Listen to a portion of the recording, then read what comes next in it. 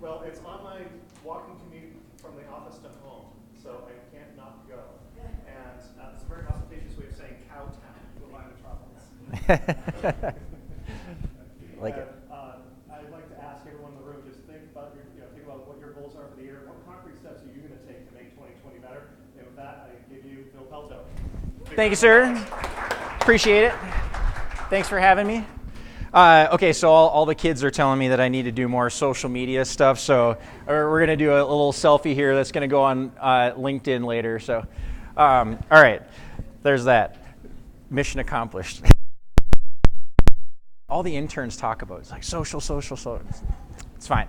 Okay, so I've got a presentation prepared, and I don't want to bore you to death. So if you've got questions, shout them out. And everybody should have a handout. If you don't have a handout, there's a few extra ones on chairs and benches and stuff like that. So, and I'll try not to walk in front of that thing anymore. But so the first thing I always like to start out with my presentation is there's this picture of Bruce Lee. Hopefully you guys know who Bruce Lee is. Sometimes when I talk to college groups, they're like, who's that guy? But anyway, this is a quote that's commonly misattributed to Bruce Lee. It's actually a Wolfgang von Goethe quote. But it says, knowing is not enough, we must apply. Willing is not enough, we must do. And so the reason I bring that up is because a lot of the stuff that I say, you might think, oh, I know that. Oh, of course, I've heard this before, blah, blah, blah. And that's great, but are you doing it? So there's another quote, same thing, put a different way. To know and not to do is not to know at all. So anyway, I always like to start that out. And then the other thing that I really enjoy about Bruce Lee is that Bruce Lee took all the different martial arts. He studied everything, and then he took little bits and pieces of what he liked from each one, and he kind of put it together into his own thing, and he created Jeet Kune Do. And that's what worked for him. And I think everybody should do that with their sales approach and their management approach, and everything really is, take little bits and pieces of what you like and put something together that works for you. Because I'm not the end-all, be-all resource on sales, as Dan will for sure tell you. But I'm definitely not the end-all, be-all resource on really anything. But I've got a couple of good things. And so as we're going through tonight, and if you hear something, you're like, oh, that's cool, I like that, jot it down. And if you're like, that's a bunch of crap, it's okay. You don't have to use that one. So, all right. So I like to build a little rapport, tell you about my background and who I am. This is just some fun stuff. It has nothing to do with business, but I'll give you a little bit about Phil. So this is my hometown. I grew up in a town called Taylors Falls, Minnesota. 700 people in this town. Very small. There's more people in most condo buildings I lived in. So, but this is the main street. The little blue building on the left is where I had my first official job. I'm the oldest of 4 boys. These are my 3 younger brothers.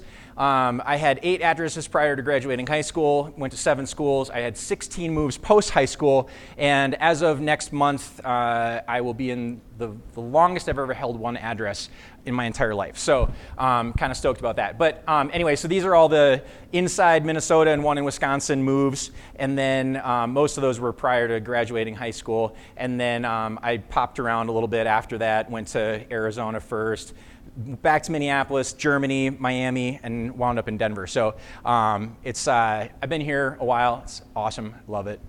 So anyway, this is my wife, Jerry. This was us at the Grant Cardone 10X conference a couple years ago. It was pretty cool. I'm a big runner, and this was a picture after my Leadville 50-miler run. So there's still a smile on my face. I'm kind of weird like that. All the pictures of me running, I'm smiling.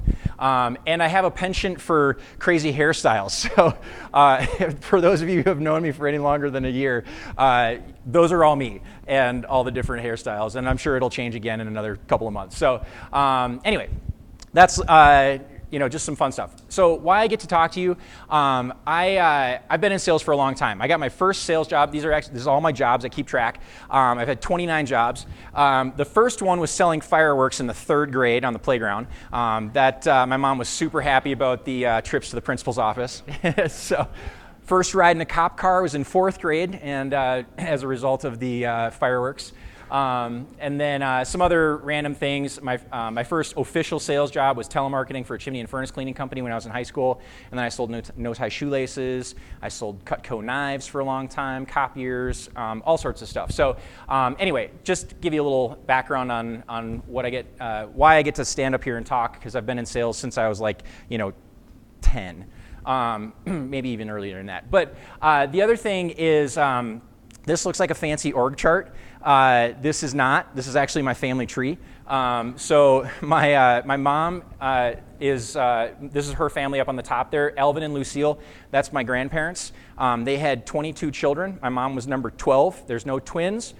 And then I'm the purple one there. And then Arnold and Rose are my dad's parents. They had 7 kids. He's the youngest of 7 and the only boy. And so he has like 7 moms. So the reason I bring this up is because, kind of all the things that have happened in my life, and this one really didn't happen, it's just, I was born into it, but have all factored into the whole sales and relationship building piece of my life. And so right now I run a business networking company that I started 15 years ago in Minnesota, and our whole, goal is to help people build relationships and, share referrals and that kind of stuff. And so as we'll talk about in a minute, I think there's kind of a cognitive limit on how many relationships you can maintain, and I'm genetically predisposed for a higher threshold than that. So anyway, and so nobody ever believes me. So there's a picture of the 22 kids. This is just the kids, and this is with some of their children as well. So also just kind of a fun thing. But so what's the end game? Like what are we talking about here? Why are we trying to talk about sales and referrals and referral partnerships and all that kind of stuff? So I'm all about building your business and growing your sales career through solid referral partnerships, strategic centers of influence, referral partners, whatever you want to call them. The idea is that you build relationships with people that can help you out and help you grow your business. So that's the end game. Endless referrals, the ability to get connected to anybody. I want to be able to say, hey, there's a prospect that I want to get into, and they're in the C-suite at this company, and it's a $10 billion company or whatever. I want to be able to get referred into that office.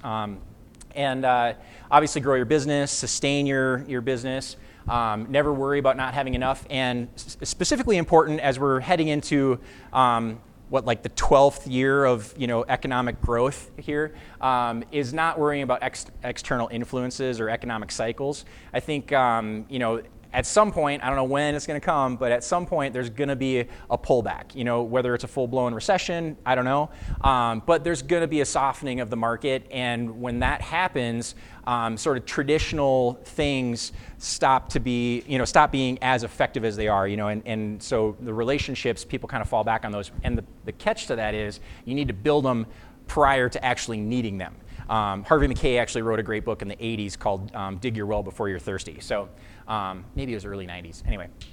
Okay, so this is another thing that I like to point out. It's a fun little graph, which is effort versus results. So on the bottom here, we've got time, and these are just arbitrary numbers that I popped in here. So from 0 to infinity on the right.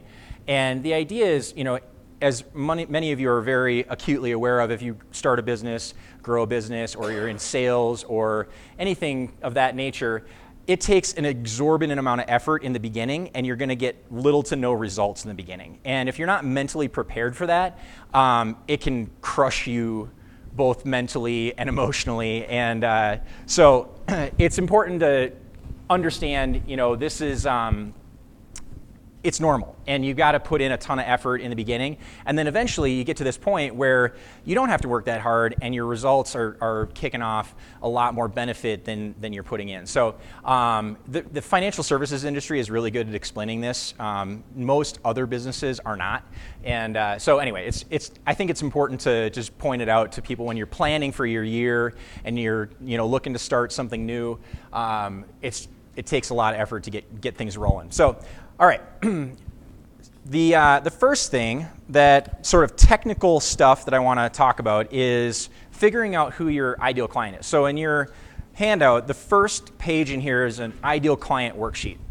And this is something that I think is super important, that a lot of people maybe have a little bit of an understanding of, but they don't do a super deep dive on it. And a lot of times, if you're a salesperson for a larger organization, they've got this all dialed in.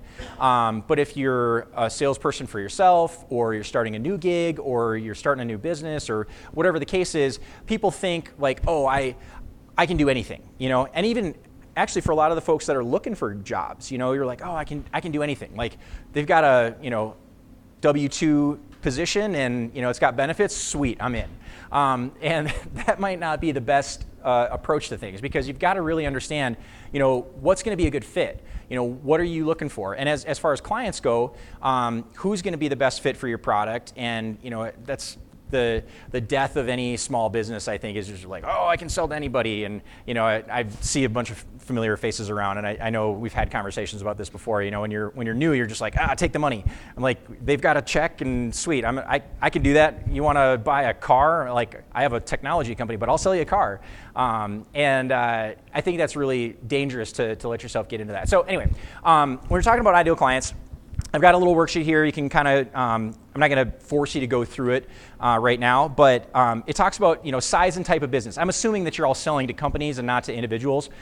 This could be tweaked for an individual, but the first thing is size and type of business. What kind of business are you looking for? Is it a small business? Is it a medium-sized enterprise? I think everybody's got kind of a sweet spot that they, maybe you can serve different types of clients, but there's definitely one that you are better at serving than another, and definitely one that you enjoy working with better than another. So, are they public? Are they franchise operations? Are they privately held firms? Multiple locations? What's your niche? And, really kind of dive into that. So the second thing is budget. They've got to be able to spend some money to afford your product. Fun story, real quick. My aunt was one of IBM's top salespeople in the beginning, and then she switched in the 90s to ADP, their enterprise division. And when she interviewed out of college, she wasn't a salesperson, had no intentions to be a salesperson, but IBM came to her college and they were recruiting, and this was in 75 or something like that, and they sat her down for an interview, and she went through the whole thing, and they did the whole sell me this pen thing, and the interviewer was like, sell me this pen for $10,000, and her knee-jerk reaction was, what makes you think you can afford a $10,000 pen? And and he's like, you're going to do great at this job. So and that's all she did. She just called people up and just straight to the point, like, do you have $10 million to spend on this? If not, click on to the next one. And she was really good at just, cutting out all the fluff and not having conversations with unqualified prospects. So anyway, there's a lot to be said about, figuring out budget, what's it going to cost to implement your product and that kind of stuff, and only go after people that can afford that. Roles, departments, a lot of times enterprise level sales, it's a multiple person decision. It's not just one person. So it's not just the CIO, it's not just the CFO or the owner or whatever. There's a team of people that make that decision. So figure out who are those folks that you need to be talking to, and kind of map them out. And then, what departments are they in? Are they marketing, purchasing, HR, et cetera? Length of time in business. So that's another key thing, I think, sometimes is, if you're not comfortable working with startups, or if that's specifically the type of person you want to go after, somebody that's really nimble and makes decisions quickly. If you go and sell to CenturyLink or, Comcast or something like that, they've probably got, just this behemoth of red tape that you have to go through and talk to umpteen people and have 74 meetings, and you just want to shoot yourself at the end of it. So versus if you go to a startup and they're well funded and they've got like one guy that makes the decision, he's like, yep, let's do this. That's important to consider. So individual characteristics. So what are some other things with that business that makes it a good prospect for you or not a good prospect for you, and the type of person that you want to deal with. So that's another thing too, is the personality fit with the individual person. A lot of times people will make a decision, your product is good, your price is good, you just don't jive with that person, and they're like, well, this product is like, it's okay, maybe it's a little bit inferior, but I just like that person a lot better, which is where these relationships come in really handy. So industries, obviously, and locations. So, all right, once you figure all that stuff out, and I would encourage you to spend a lot of time, and it evolves over time. You know, sometimes you think, oh, this would be a really good person. On paper, it looks great. This is a phenomenal fit. And then you actually get in front of them, or you actually sell them something, and then you start trying to implement it, deliver the product, and it turns out that it's just a complete nightmare. So this stuff will kind of evolve over time. So tweak it. And once you figure out who that ideal client is, then you need to figure out who else is selling to that same ideal client. All right, so the next piece on this, oh, and by the way, I just threw this slide in here because a lot of times I wanted to have some tactical stuff also. Reference USA, great resource for finding companies. So once you figure out your ideal client, if you guys haven't been using this tool, it's super cool. You can get it for free through the library. Just get a library card and go to the resource part. So anybody use this regularly? Yeah? Sweet. Is it similar to like discover.org or discover.org.com? Anybody else familiar? Like, I'm not familiar with Discover. Something that's very similar to like Dun & Bradstreet. Yeah. But this is something that you're saying Denver Public Library will have this available? Yep. Similar, but this is free. Right. And you can get like emails and phone numbers out of this? You can get phone numbers.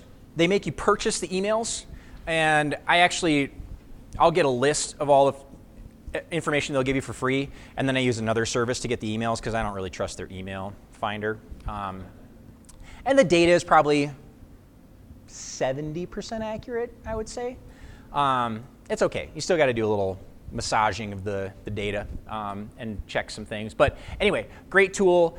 If you haven't monkeyed around with it, do it. It's super cool and very valuable. So obviously worth the money because it's free.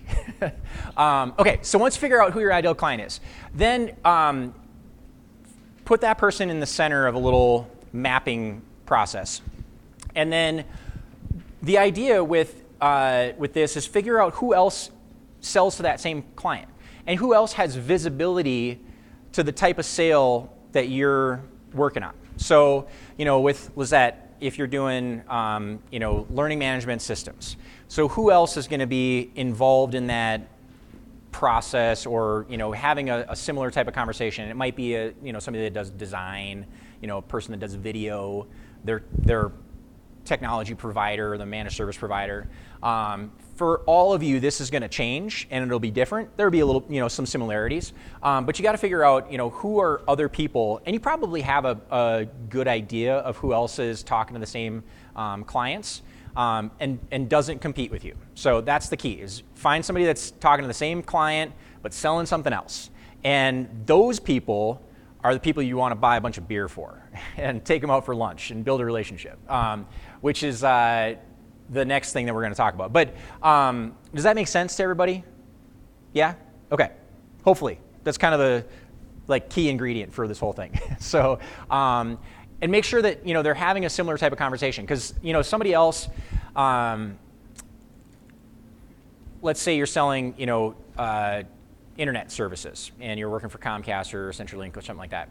Somebody that sells coffee is technically selling to the same business, but they're not going to have visibility to that conversation. They're not talking to anybody that has anything to do with a purchasing decision for technology, and that's somewhat of a fit, in the sense that they're talking to the same person or the same company, but not at all in the same department. So keep that stuff in mind as well. So then this is different. So now you put you in the center here, and all these other folks that are doing the related sales become your referral partners or strategic centers of influence or, whatever you want to call them. So power partners is another one.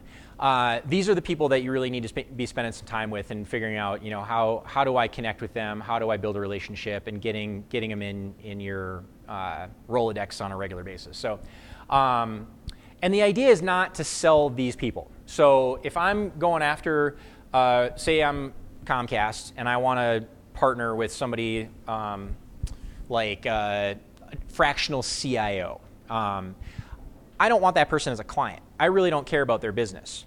What I want is access to their client list. So that's the sort of networking 2.0 or 201 class is, I'm not trying to figure out who my prospects are and then sell to them, go find them at an event like this. And, because I mean, there's, 20 people in the room tonight.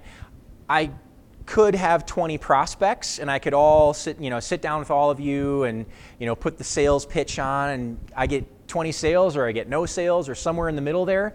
And that's okay. But what I really want is I want to sit down with you and turn you all into advocates for my business and get access to your client list. And then we can help each other out. It's a mutually beneficial relationship. I'm talking to people that you want to talk to, and you're talking to people I don't want to talk to. So there's a subtle but important distinction between those two things. So anyway, all right, now this thing, I think, can't remember if I put a slide in here. Yes. All right, so I gave you a blank ideal strategic partners thing that you guys can all fill out later.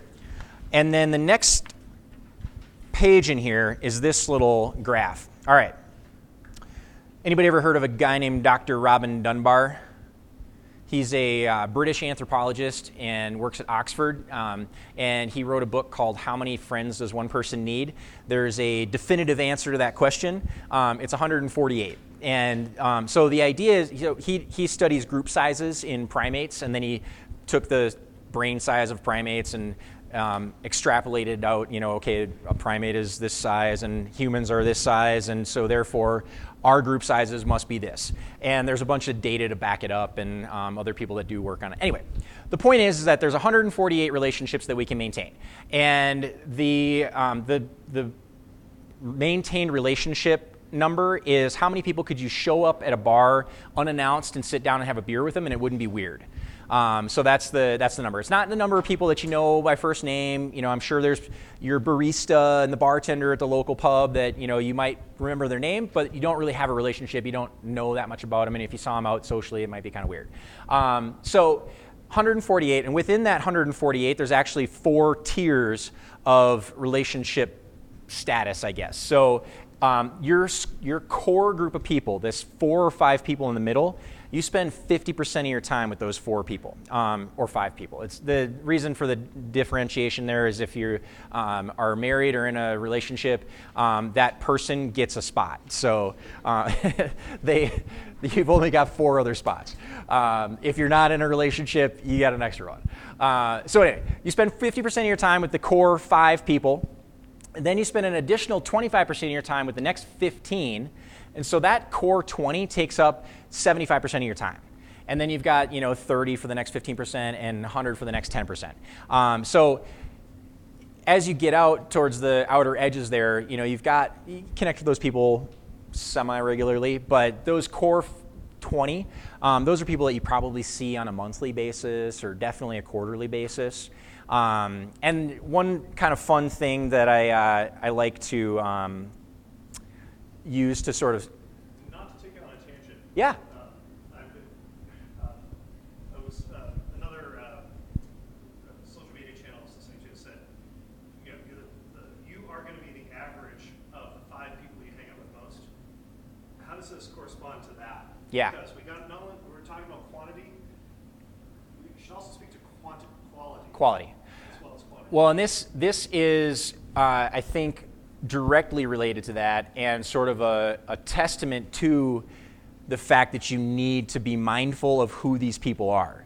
So it's not an unlimited number of people we can have in our network and spend time with. And I've got 3,500 connections on LinkedIn. Those are not people that I'm hanging out with on a regular basis and can actually maintain a relationship. So to the point about, you are the 5 people or the sum of the 5 people that you hang out the most with, that is absolutely true. And it's very important that you pick those people carefully. So if you, I don't want to get too far ahead because I actually want to cover that. And so the next thing is kind of how to rank those folks. So who could you borrow $20 from? And then who'd give you a ride to the airport? Who can you have an impromptu drink because you had a bad day? Who'd pick you up at a hospital appointment and stay with you? And who could bail you out of jail? And so the bail you out of jail, that should be the core 4 or 5 people. And maybe you only have like 2 of those people or 1.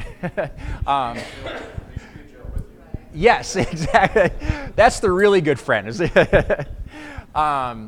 So anyway, this is just totally BS, but I thought it was kind of fun to rank the tiers of folks. So the idea is once you figure out, okay, if you subscribe to the idea that there are 148 spots that you have, the idea now is to build those relationships, to fill up the roster, to nurture those relationships, and then you can eventually leverage those relationships to help you get business. So that's kind of the next thing I want to talk about. So the way to build it is going out to stuff like this. You meet new folks. You can add people to that roster. Go to association meetings, social events, clubs. Join athletic club or racquetball, whatever it is your thing. Biking, running. I mean, it's Colorado. There's like a million things to do outside, and there's just a ton of ways to meet folks. So go out there and meet new people. Go to business events. Go to networking things, and fill the funnel. And you can kind of sift through and meet people and say, that's a good fit. It's not a good fit, but you just want to fill up the roster. Once you get to that point where you're like, okay, I've got some relationships started. I met some new people. Now you've got to nurture those relationships. And unfortunately, I'm a big fan of life hacks and finding shortcuts to do things. I have not found a hack to nurture a relationship. There's just no shortcuts to that. You just got to spend time with people, and you got to go out, talk to them, get to know them, build that relationship over time. And I enjoy it. I think if you don't enjoy that kind of stuff, perhaps you should consider a different career, because there's a lot of that in sales. So, but a couple of tips on nurturing relationships, be interested versus interesting. And that's especially tough for people like me because I love to talk and I have great stories and I want to tell them to everybody. So you've got to learn how to shut up, just ask questions and stop and listen to the answers. And it's kind of fun and interesting what happens when you ask some good questions and then you stop talking. Other people love to talk about themselves. I mean, we all do. I mean, which is why it's so hard to stop doing it. But if you ask a question and then you stop and you listen, the other person will walk away from that conversation being like, oh my gosh, that was such a great conversation. I loved it. And you might not say anything. So there's a lot to, asking a question and stopping. And you're in control of the conversation. The person who's flapping their mouth the whole time is not in control of that conversation. And if you can get a lot of information out of it. And Dan's full disclosure, I was Sandler trained also. I was a trainer for a while. So you can get a lot of information from people by asking a lot of questions and then learning how to redirect when they answer and then ask you a question. And you're like, oh, that's a great question. And then back to you. Talk to Dan for more in-depth conversation on that. Just sales is asking good questions. Yeah. Learning about your process, not showing up and talking. But you guys have all met somebody who is the exact opposite of that just shows up and just blah, blah, blah, blah, blah. Like, it's terrible. And you're like, you can't find the door fast enough when that happens. So anyway, all right, ask them questions about themselves, drop them the occasional email, pick up the phone, call them, shoot them a text message. I love handwritten notes. Handwritten thank you cards, birthday cards, anniversary cards, any excuse you can find to send somebody a note and actually write something in it. It's crazy. People, it's a lost art. People don't do that anymore. In fact, I sent physical printed invitations to a Christmas party we had, and I just got an email from somebody today. He got it a month ago. He just opened his mail today, and he was like, hey, sorry we missed the party. I didn't open my mail until today. So anyway, invite them out for coffee, lunch, beers. There's a million things outdoors to do. And then this McKay 66, I mentioned the book earlier, the Harvey McKay book, Dig Your Well Before You're Thirsty. This is actually stolen from another one that he wrote called Swim with the Sharks Without Being Eaten Alive. But the McKay 66 is 66 questions that he thinks that you should know about anybody that you're in a business relationship with. And it's really granular, detailed stuff. It's, height and weight and family issues and family names and where'd you go to college and what football team do you like and all this stuff that you're never going to sit down and just ask people, but you'll find it out through conversation over time. And if you keep track of that stuff, you can, build a relationship with folks like that. Definitely do not sit down and interview somebody and fill it out. It would be really funny though. If you do that, videotape it and send it to me. anyway, it's good information to have, and it just takes time to accumulate that information. And it's crazy. Like, I think about, so my wife and I, next year, or next month is our anniversary. It'll be 5 years. We've been together for 9, and we still, we spend an inordinate amount of time together, like all the time. We don't have any kids. All we do is hang out together. And there's still stuff that comes up in like we were at her family's house for Christmas, and I can't remember what it was, but she said something, and I'm like, what are you talking, like, I had no idea about that. And her sister's like, oh yeah, blah, blah, blah, blah, blah. And we've been together for 9 years, and the fact that there's still things that I don't know about her just goes to show that if you're in a business relationship with somebody, like, you're never gonna know everything. You just constantly gotta be asking questions and finding stuff out. So anyway, all right, now you get to the leveraging part. And the leveraging part, again, there's no hack. You can't skip to the end. You can't go to leverage the relationship before you've already, built it, nurtured it, and all that stuff. But at some point in time, you're going to be able to ask that person for a favor, or ask them for an introduction to somebody, or ask them for a job, or whatever the ask is. But you've got to build up, deposits in that, relational bank account, and you've got to go and do stuff for the other person first. But when you get to this point, and you feel like, okay, we're here. Like, we've been hanging out. I know you. We've got a relationship. I feel like I can ask you for something. The key is to ask. And the key is to take all the objections off of the table, make it as easy as possible. Don't leave any opportunity for them to say no. So a great example that I like to use is, say Lizette, I call Lizette up, or, well, back up a second. Say Lizette comes to my house. And which nobody ever does anymore, by the way. And in fact, I actually it's so funny, like, I'm a sales guy, and I'm such a sucker for salespeople. I put like a frosted film up on the window next to the door so I can avoid salespeople, because I know I'm totally buying when you come to my house. But anyway, I put this stuff up so I can pretend like I'm not home. But say Lizette comes to the house, knocks on the door, and I answer it, and she says, hey, can I borrow a cup of sugar? What am I going to say? Yeah, absolutely. Like, what else do you need? Flour, eggs, you making, milk, you making a cake? What do you need? And happily, we'll go and, empty out my kitchen and give it to you. Good to know. If, yeah, right? If you call me and you say, hey, Phil, can you borrow, can I have a cup of sugar? And, oh, by the way, drive it to my house. And Lizette lives down here, I live in Westminster. What am I going to say then? Yeah, like we're friends, but isn't there a 7-Eleven close?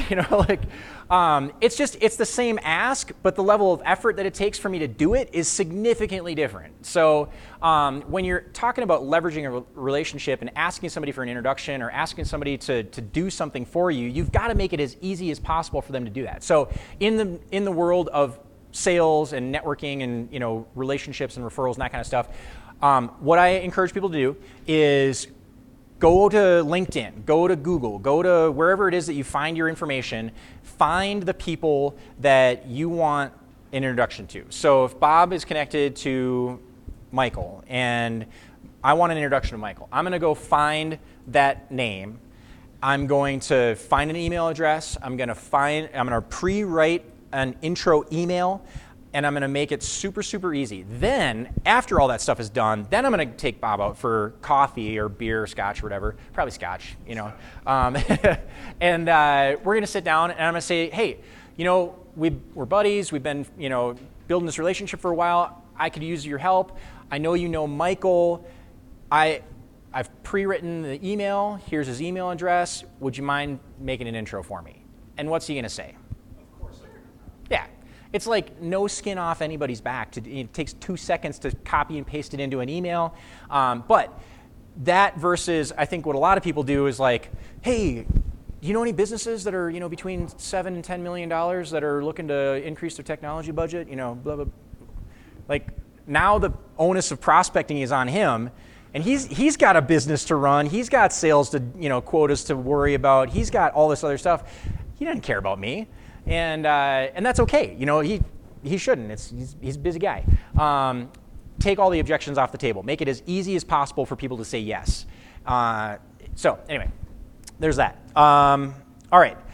the last little handout thingy or page in your handout, I actually just made an Excel spreadsheet for you guys because I wanted to give you, again, you don't have to do it now, but it's broken out into the first 5 people and the next 20 or the next 15 people that you have relationships with and how you would rank those. And it's tough. It's really hard. I went through this exercise myself just to, make sure I wasn't asking you to do anything super crazy that I wasn't willing to do.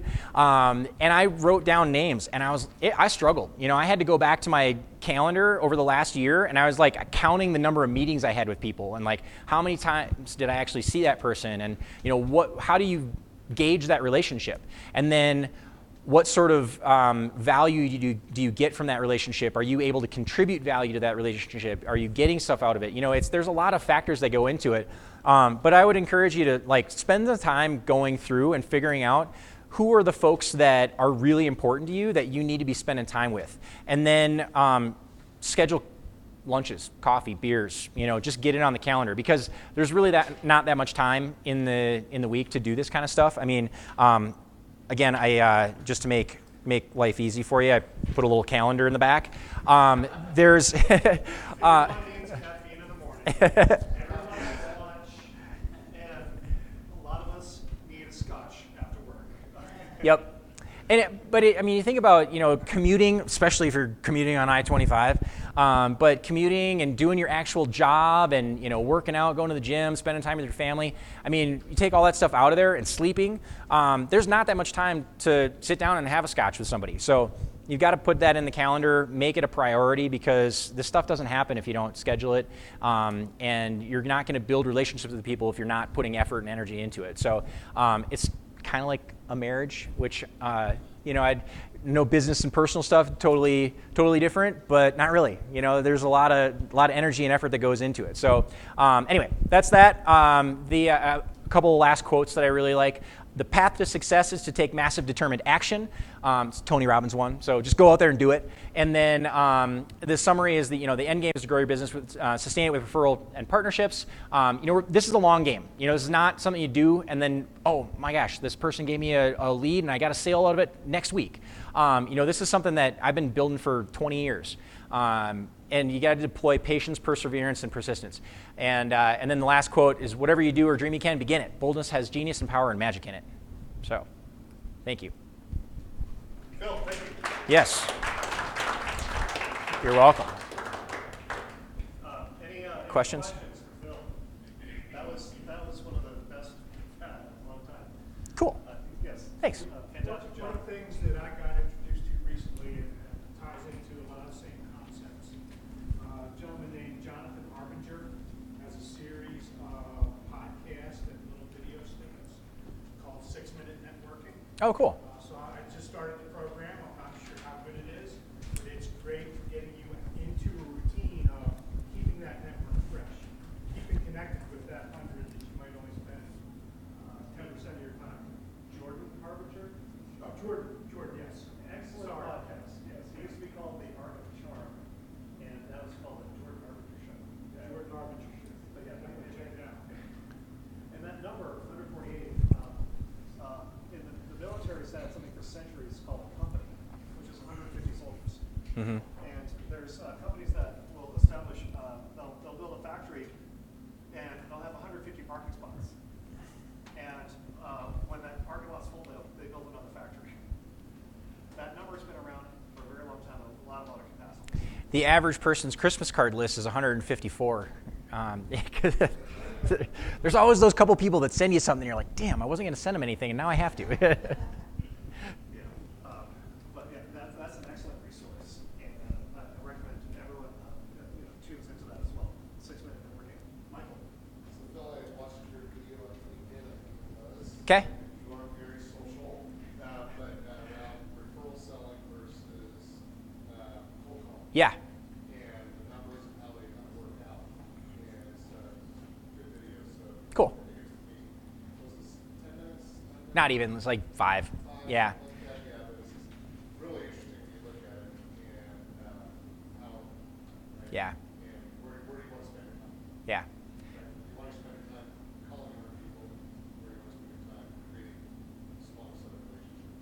I mean, the idea is like if you guys all, the 20 people in this room, if everybody got to know each other on a deep level and, built that relationship, you've got 19 other salespeople that are out there pounding the pavement with you, that are on the lookout for deals for you. It's not just, I'm not out there looking for prospects for myself.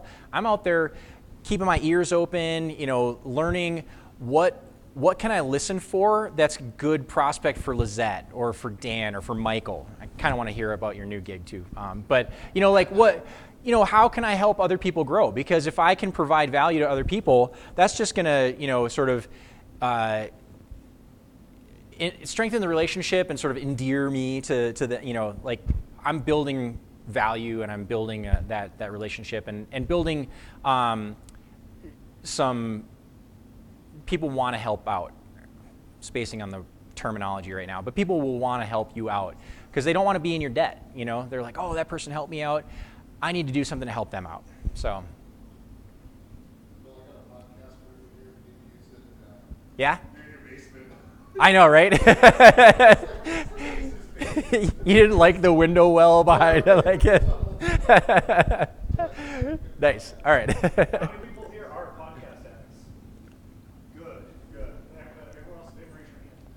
Look at you. Yeah, there's a lot of great content out there. Yeah, definitely. Anything else? What do you hate the most about sales? What do I hate the most about sales?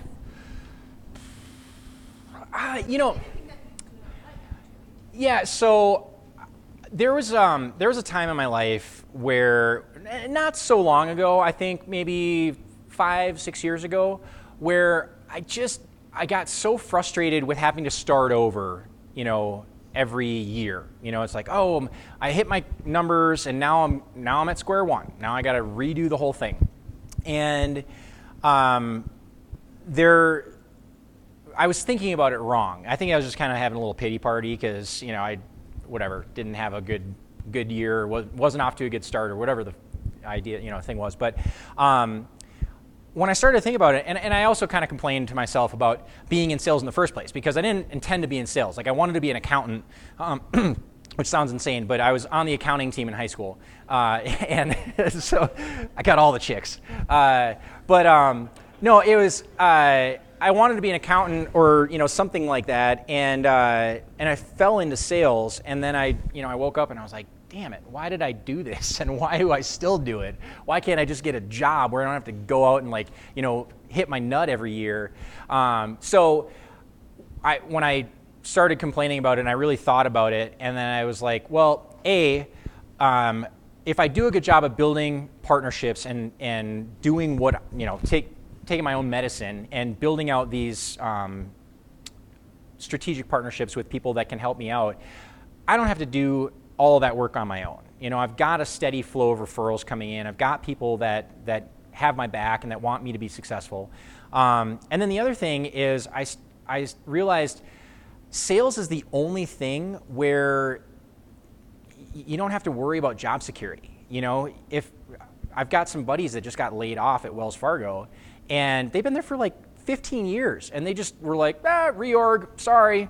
And yeah, they got 2 years severance pay, which was awesome. But, they basically get to go on vacation for 2 years, which doesn't suck. But at the same time, they were kind of counting on that, and they were counting on having that job forever. And you could airdrop me into Cambodia, and I'll figure it out. I'll be selling coconuts tomorrow, and I'll do something. And it's nice once you start to sort of reframe that, because there's so many things that you could complain about, and there's a lot. People hanging up on you and having to get through gatekeepers, and all the travel and all that. There's a million things that you could say like, this sucks, I hate it, and you wouldn't be wrong.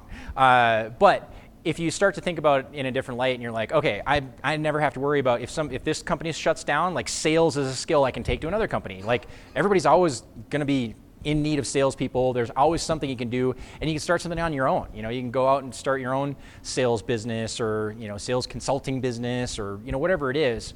So there's things that are less than stellar about the sales gig, and uncertainty and peaks and valleys and revenue and commissions and all that kind of stuff. But at the end of the day, I don't think I'd trade it in for anything. So Yeah. Anything else? Team, thank you much. What I'd like to do is suggest we continue networking. It's only 7:15. I'd say, make as many friends as you can, exchange the business cards you have as many meaningful conversations as possible tonight. There's folks here that need to connect with each other, folks that are looking, folks that are hiring, and folks that just have advice, folks that want to offer connections. Not one, I'll offer connections. So, Phil, again, thank you very much. Fantastic brief. Yeah. Thanks. Thanks for having me. Lots of pizza left, beer, wine, and we'll be around for a few more minutes. Michael's not going to kick us out until 8 o'clock, right? Correct. Okay.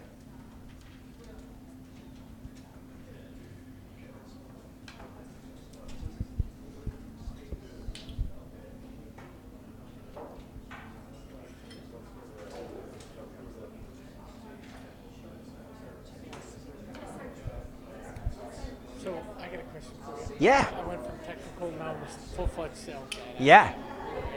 Your mom? On. Aunt? Yeah.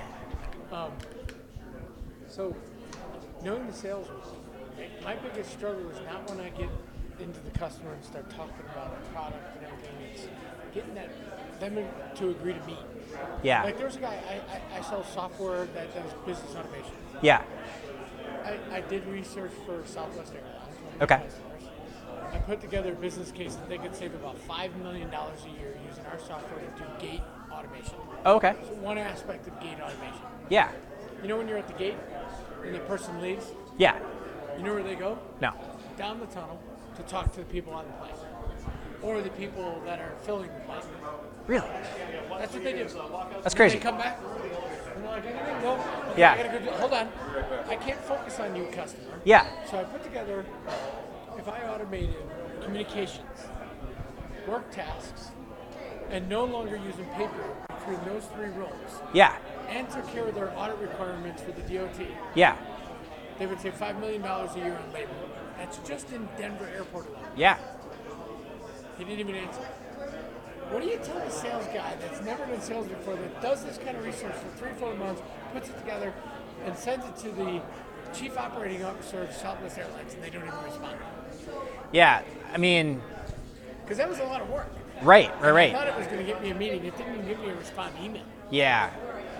So I think there's two sort of different things in there, and I think one of them is don't do any work until you've got at least some sort of opportunity. I was trying to build the why do I want to meet with this guy? Totally. Yeah. No, I get You know that. what I mean? And I mean, I think you could probably, is there a way where you could do a tenth of the work and say, okay, there's something here, but I'm not gonna really dive into it until I can, And I don't mind the work. Yeah. Because I can do it as Oh, the back burner task. sure.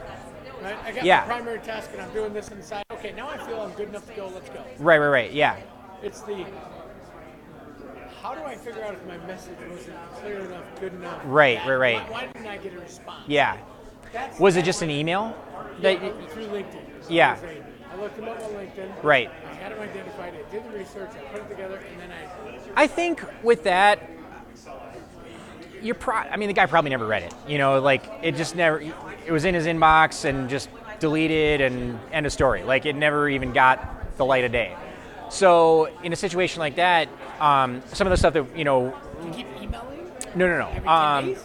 I mean, What point is the burnout point that you? yeah. So I would find you said the COO of Southwest. So figure out where they're based. Figure out are there people on LinkedIn that you're connected to where you have a connection in common?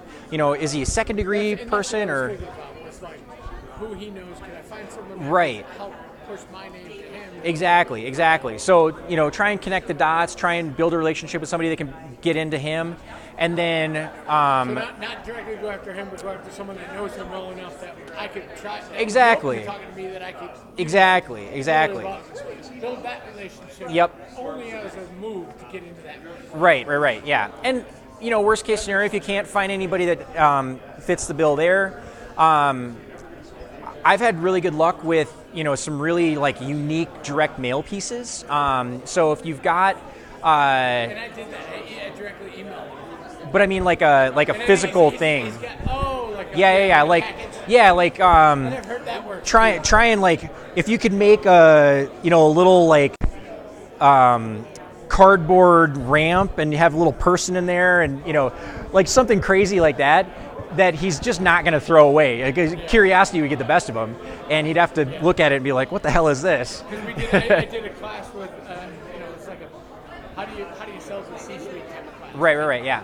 And it was down in Dallas, and I had to get up there and like what I was talking about the Southwest and how I Yeah. got the C-suites. So I drew up this plane and all this kind of stuff, and I was almost going to rip the thing down, put it in a box, and send it to him. Yeah. But I was just like, that seems cheesy.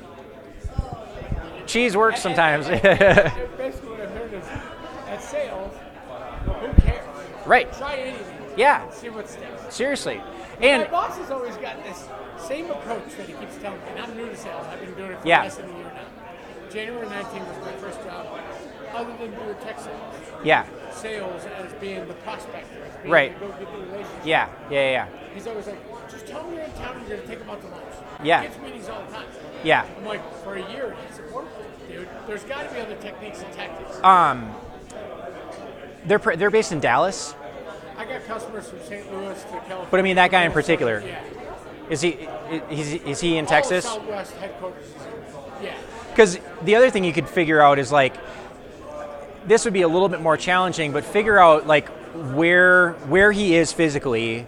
If he's in their headquarters in Dallas, and then if you could figure out, does he like to golf, or if you randomly see an article or something, go sponsor a golf tournament and like get on a foursome with them, and try and do that kind of thing, even if you hate golf, I used to But play. yeah, Kids that ran over. oh yeah, totally. But yeah, I mean, you got to get creative, and I mean the thing that you drew up, like I would totally send that to him, It's too late now. It's in the garbage somewhere. Yeah, you can That was recreate months it. ago. Yeah, I could recreate it. Yeah. But I got the CEO of Cargill Corporation. No shit, because that's one of my customers. Oh, really? Yeah. Yeah, I got that dude as a client back when I was selling suits, and I wrote him a letter, and it was like, hey, I want to meet with you and sell you suits, basically. But what I did was the first line was I said I've pre-crumpled this letter, so with the 10 seconds I saved you can read on, and then I crumpled it all up and I put that in an envelope and mailed it to him, and he called me. So. Wait. You did what? So the You first, sent him an email. no, it was an actual letter, like a physical letter, and the first line on it said, I've taken the liberty of pre-crumpling this email or pre-crumpling this letter to save you, time. Of crumpling it Yeah. himself. Okay. And then I said, with the 10 seconds I saved you, read on, and He read it was you just get this crumpled up ball of paper in the mail, and like, what the hell is this? But yeah, he called me. That's funny. So. That's funny. Yeah. But anyway, I mean, it is. Yeah, Cargill's one of my biggest customers, and I'm having a struggle there because I did great in the first 6 months of the year. Yeah. And then a service partner that we brought in is now trying to take the business from us. Dick move. I gotta go meet a buddy from St. Louis who's in town. So Nice. Hey, good to meet you. Yeah, thank you very much. Good luck. It was good. Good. Hey. Yeah. Good. Glad you liked it. Thanks for coming.